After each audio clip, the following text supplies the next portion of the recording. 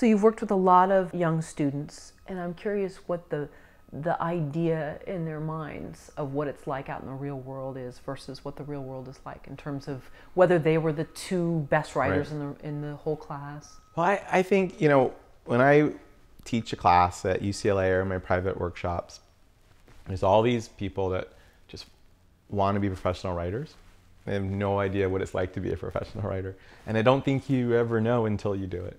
And so it's just, I want to be a professional writer, and I had a vision of what that would be. I think most people's vision is, I sit in a room or in a room with other people, but let's say I sit in a room and I write what I want to write, and I write it in a way that I want to write it, and I write what I love, and everyone else will love it.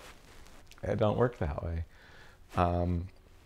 People have a process to how they write, and that process usually is what's comfortable because it plays their strengths and it hides their weaknesses. And it's learning how to write in a way that other people love it as much as you love it. And it takes a lot of work and a lot of training. And then there's deadlines and there's politics.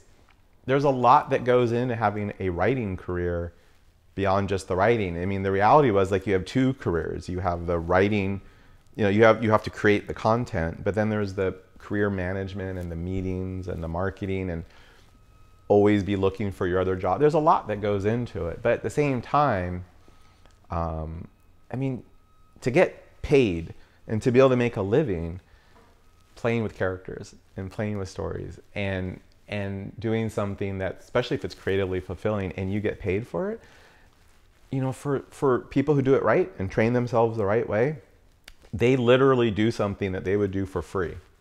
And they get paid, and perhaps they get paid millions of dollars. Perhaps they get paid tens of millions of dollars. Perhaps they get paid hundreds of thousands of dollars. Perhaps they get paid $100,000 to do what you would do for free. That actually is possible, and I have a growing list of clients and students who have that lifestyle. So I think anyone who really is drawn to this should absolutely pursue it, you know, and just pursue it in the right ways.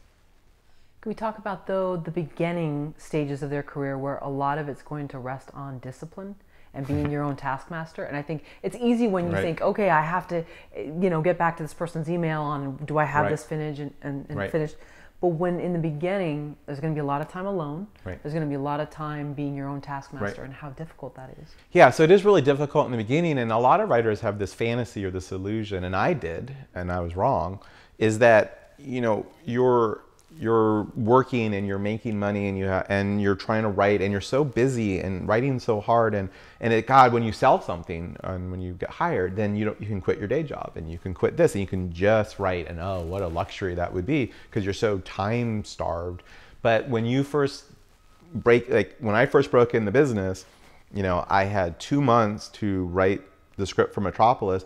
But almost every day I had meetings, and I had to go in meetings, and I was talking about other projects and pitching, and I actually was spending more time on that than I was on my day job. So I actually had less time to write. And you were just pulled in so many directions, and so discipline really matters. So one of the things that I teach writers from the very beginning, writers who are starting out, and then and a lot of them won't do this, but the ones that do, not only do they become better writers, this will save their rear ends when they have a career, is I teach them the idea of a writer's schedule. So what that means is if you have a job that pays the bills, and Thursday at 3 o'clock, you have to do a marketing proposal to your boss. I know where you're going to be Thursday at 3 o'clock. You're going to be doing that proposal. Now, if you don't feel like it, and you don't feel like the proposal's that good, you're still going to do the best you can. And if you feel like watching TV or napping, you're going to be there, or you're not going to have a job. And, you know, from 10 a.m. to 12 p.m., you are supposed to meet with this client. You're going to do that. And you schedule your life around that. So what I tell people is no one is going to treat you like a professional until you are a professional. No one's going to invest money in you until you put the money where your mouth is. So you have a career, perhaps you have a family, perhaps you have all of these pulls on your time. I get that.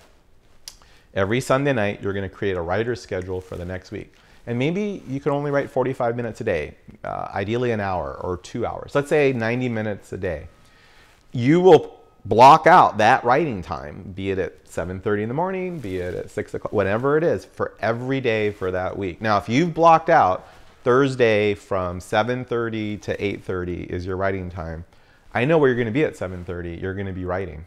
And it's not, if you feel like it, because that's like your marketing meeting with your boss. So you schedule out your writing time every single week, and then you honor that. And if you're not willing to do that, and you're not willing to honor that, why should anyone else invest money in you?